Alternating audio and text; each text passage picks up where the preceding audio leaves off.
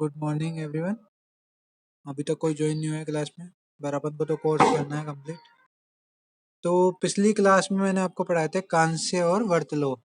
तो रिकॉर्डिंग में तो आपको आवाज़ सही आएगी, रिकॉर्डिंग थोड़ा टाइम लग सकता है मिलने में, पर मिल जाएगी।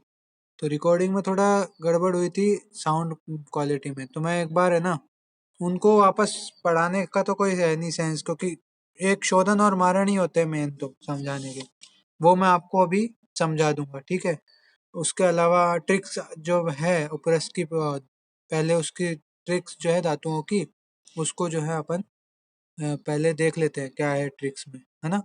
मारस उपरस साधारण रस की ट्रिक्स में आपको भेज ही चुका था, ठीक है।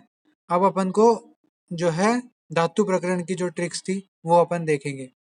ये महारस वाली ट्रिक्स थी, मैंने आपको अभी वापस पीडीएफ भेजी है जिसमें आपको कंप्लीट महारस उपरस साधारण रस और धातु वर्ग की जो है ट्रिक्स थी। तो महारस की ट्रिक्स मैं आपको एक्सप्लेन कर चुका, ठीक है, उनके शोधन मारण और सत्वपातन की। इसके अलावा उपरस के शोधन मारण और सत्वपातन के ट्रिक्स मैं आपको बता चुका, ठीक है। इसी तरह जो है साधारण रस की भी मैं आपको शोधन बता चुका, मारण और सत्वपातन मैं आपको बता चुका हूँ, ठीक है। वैसे जो है साधारण रस, जैसे एग्जाम्पल के लिए मैंने उस वक्त बताया था कि साधारण रसों का सत्वपातन नहीं होता, लेकिन कुछ कुछ के जो अपन सत्व निकालते हैं यानी उनसे धातुओं को निष्कर्षित करते हैं। तो अगर आपके एग्जाम में 5 नंबर में सत्वपातन पूछते हैं अलग से, तो आपको ये सत्वपातन की इनकी विधियां लिखनी है, ठीक है। जैसे हिंगुल से पारद निष्कासन लिखना है और मृदाशरंग से लेड निष्कासन लिखना है, ठीक है। गौरी पाषाण से आर्सेनिक का निष्कासन लिखना है। तो कैसे लिखोगे उनकी विधियां भी आपको बताई जा चुकी हैं। हिंगुल वाली पारद में बता चुके कि अदय पातन से पातन यंत्र विधि से निकालनी है, और मृदाशरंग की भी आपको बता चुके कि मृदाशरंग में बोरिक एसिड मिलाया, उसको अच्छी प्रकार से मर्दन करने से जो है लेड सत्व निकल जाता है, ठीक है, लेड धातु जो है अलग हो जाती है। गौरी पाषाण का हड़ताल की विधि से जो है सत्वपातन करते हैं, तो वो मैंने आपको पहले ही बता दिया है। आज शुरू करते हैं अपन धातुओं की ट्रिक से। ये श्लोक सबने याद कर लिया।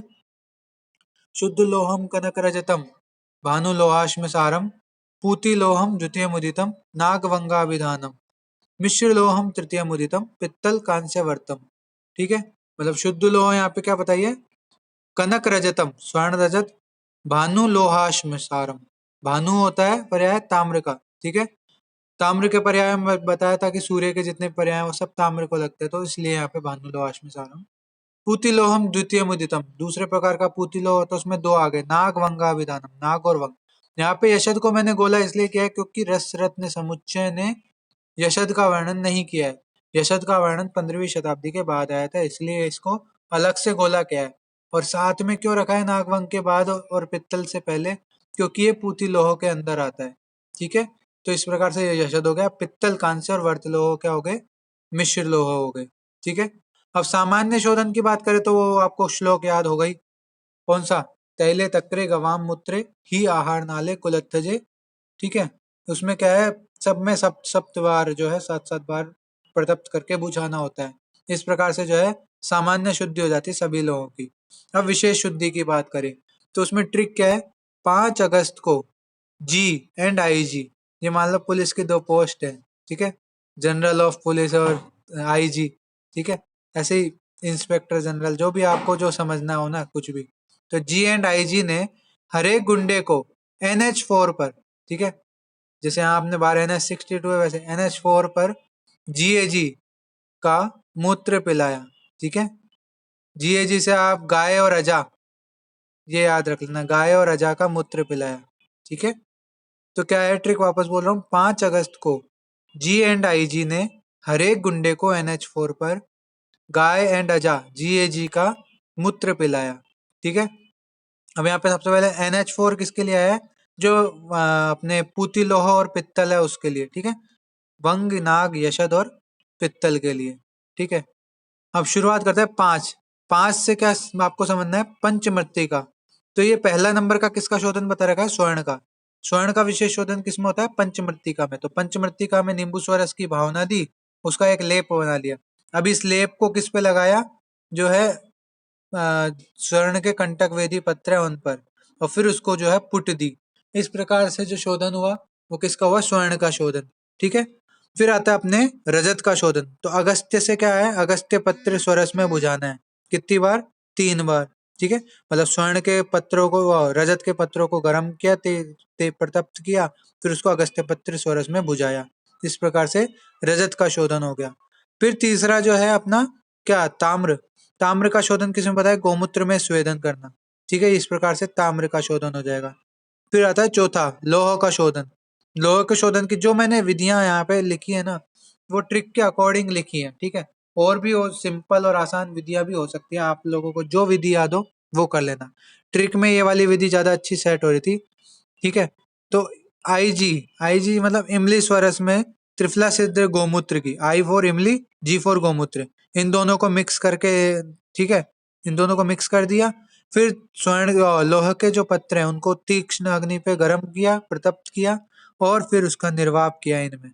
ठीक है, मतलब यहाँ पे क्या किया है, जो लिक्विड जिसमें निर्वाप करना है ना, वो लिक्विड है इमली स्वरस प्लस त्रिफला सिद्ध गोमूत्र, इन दोनों को मिक्स करके एक लिक्विड बनाया। उस लिक्विड में निर्वाप किया प्रतप्त लोह पत्रों का। इस प्रकार से जो है लोहे का शोधन हो गया। फिर आता है हरेक गुंडे। ठीक है, हरेक गुंडे मतलब हरेक में आपको क्या याद रखना, हरिद्रा चूर्ण, गुंडे से निर्गुंडी स्वरस।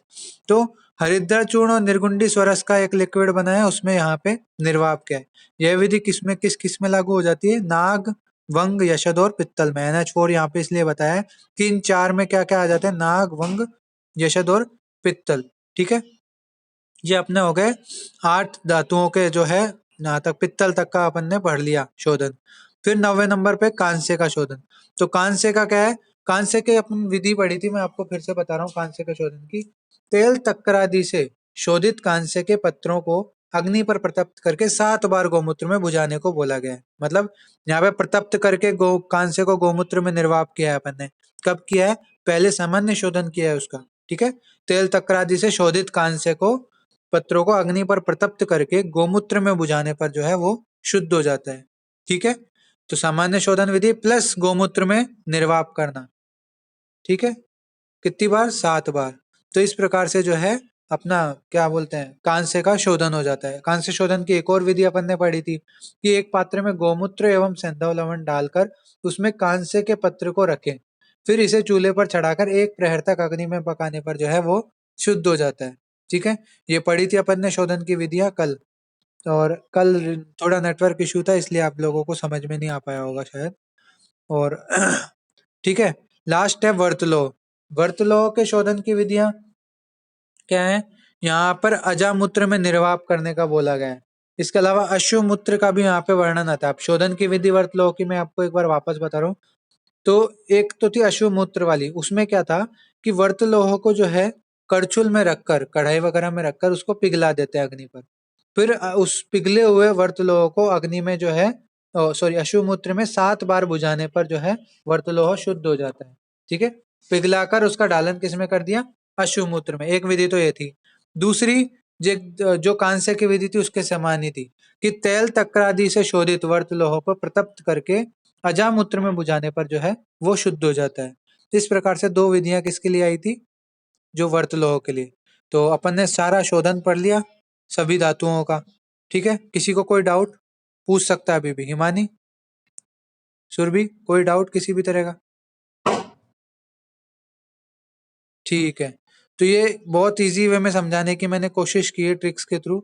आपको अच्छे से पढ़ना है। ठीक है, सिंपल ट्रिक से ज्यादा मुश्किल नहीं है, आसानी से समझ में आ जाएगी। बस रिवाइज करना पड़ेगा, रिवाइज नहीं करोगे तो सिंपल ट्रिक भी क्या हो जाती है? कठिन हो जाती है। अब आते हैं मारण या भस्मीकरण। मारण की कोई स्पेशल ट्रिक मेरे से नहीं बन पाई। क्यों? क्योंकि सबका जो है अलग अलग होता है मारण, है ना। तो उसमें क्या था कि एक सामान्य मारण विधि भी बता रखी है बुक में। तो वो सामान्य मारण विधि थी हड़ताल और मनयशिला वाली। ठीक है, उसके अलावा जो नॉर्मल जो सबकी अलग अलग मारण विधि है वो अपन अभी डिस्कस कर लेंगे।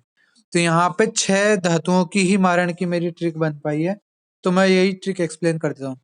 तो यहाँ पे शुरुआत अपन करते हैं। तो नरसी का बीपी भी पीजी में हिंगू हरमन हो गया।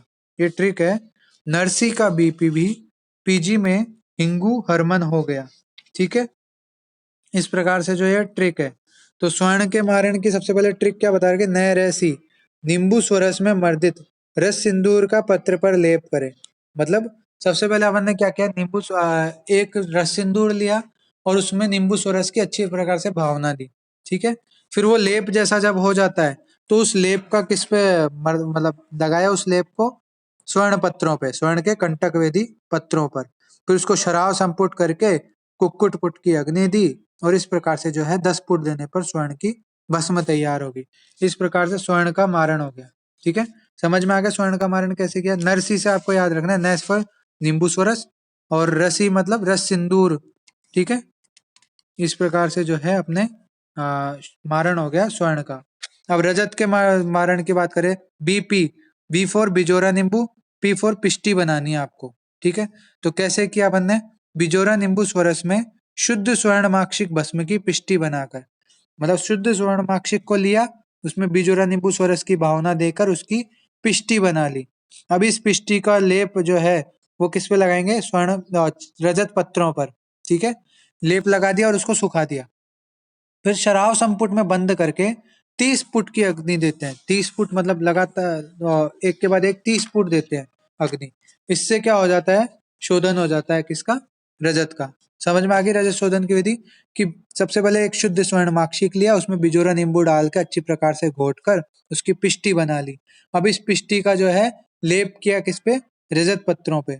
अब इस लेप को सूखने दिया। जब ये लेप सूख गया तो वही शराब संपुट किया और 30 फुट की अग्नि दी। 30 फुट की अग्नि मतलब एक एक फुट करके लगातार अग्नि देते रहे। ठीक है, एक फुट दिया, फिर स्वांक्षित होने को रखा, फिर दूसरा फुट दिया। ठीक है, तो सेम विधि 30 बार करके जो है शोधन किया और मारण किया, सॉरी भस्म निर्माण किया।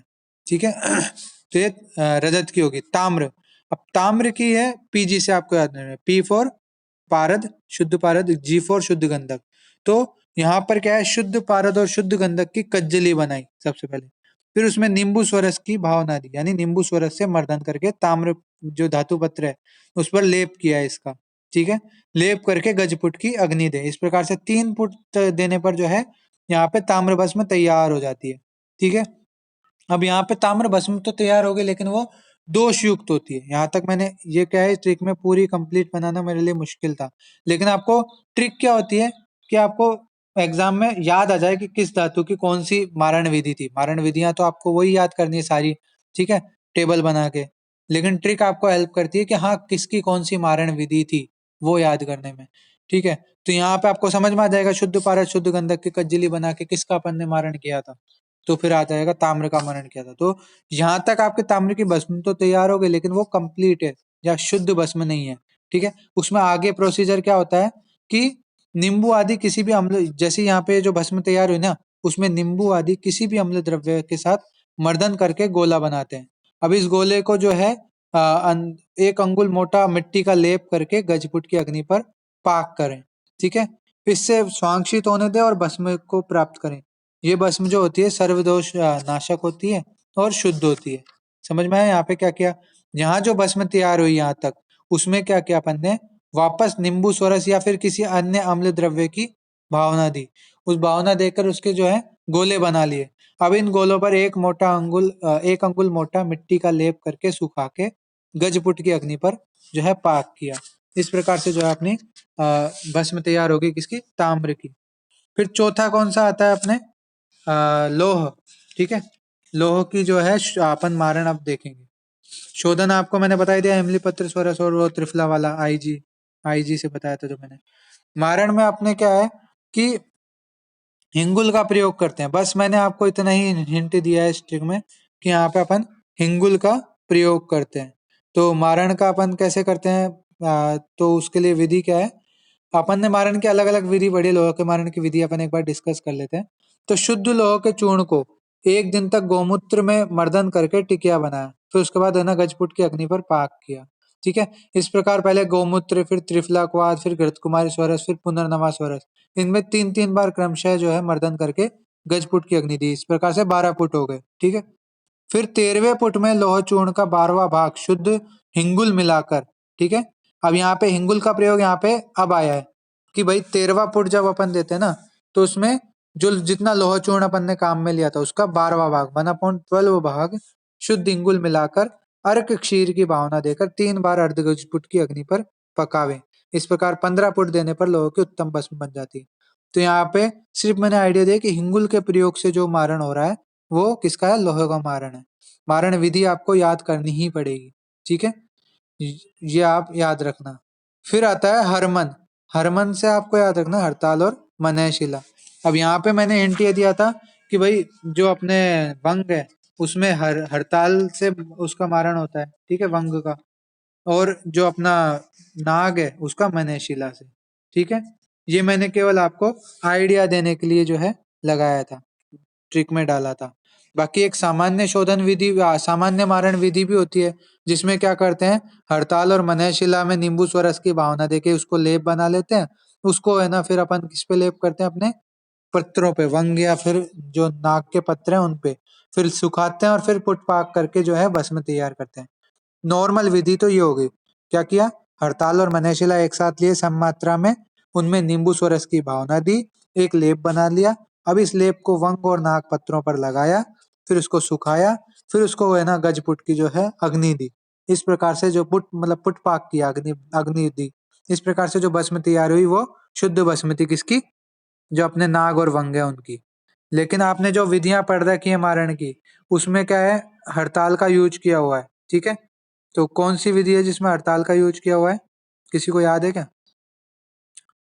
नहीं याद है तो मैं बताता हूँ कि जैसे अपन ने वंग जारण किया था ना अपमार के पंचांग से, उसके बाद जारित वंग चूर्ण का प्रक्षालन करके सुखाकर उसमें समभाग शुद्ध हड़ताल मिलाकर अर्क दुग्ध की भावना देकर टिकिया बनाई या चक्रिकाएं बनाई। फिर मिट्टी के शराव में अश्वत्थ चूर्ण भरकर उस पर वंग की शुष्क चक्रिकाएं रखकर, ठीक है, ऊपर से वापस अश्वत्थ चूर्ण से उसको ढक दिया और फिर शराब संपुट करके 7 बार गुक्कुट फुट में पाक किया। इस प्रकार से जो है वंग की भस्म तैयार हो गई, ठीक है।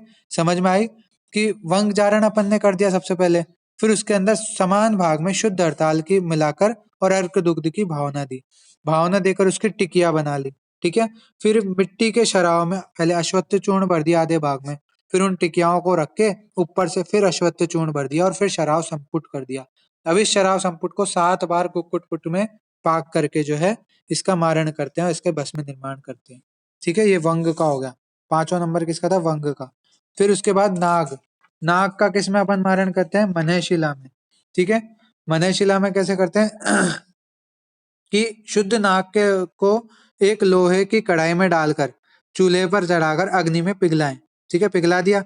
फिर उसमें समान भाग मनयशिला चूर्ण का थोड़ा थोड़ा जो है अवाप करें, ठीक है। मनयशिला को थोड़ा थोड़ा डालने को मैंने बताया था नाग में, तो थोड़ा थोड़ा डालें। ऐसा तब तक करें जब तक नाग पूर्ण रूप से भस्म न हो जाए।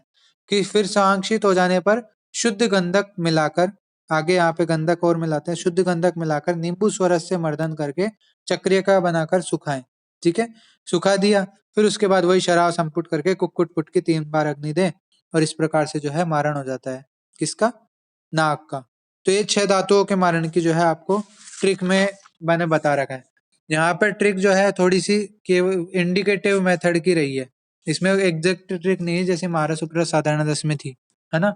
तो इसका तुम लोड मत लेना, पढ़ना तो तुम्हें वैसे भी था कंप्लीट, ट्रिक थोड़ी बहुत हेल्प कर देगी, ठीक है। ट्रिक में कोई किसी को कोई डाउट, सबको समझ में आ गया, शोधन मारण वाली?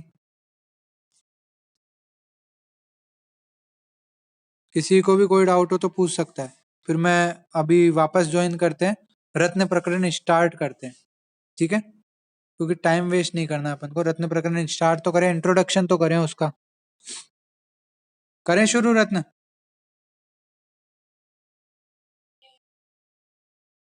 ओके, अभी वापस ज्वाइन होना, ठीक है। एक बार रत्न प्रकरण स्टार्ट करते हैं।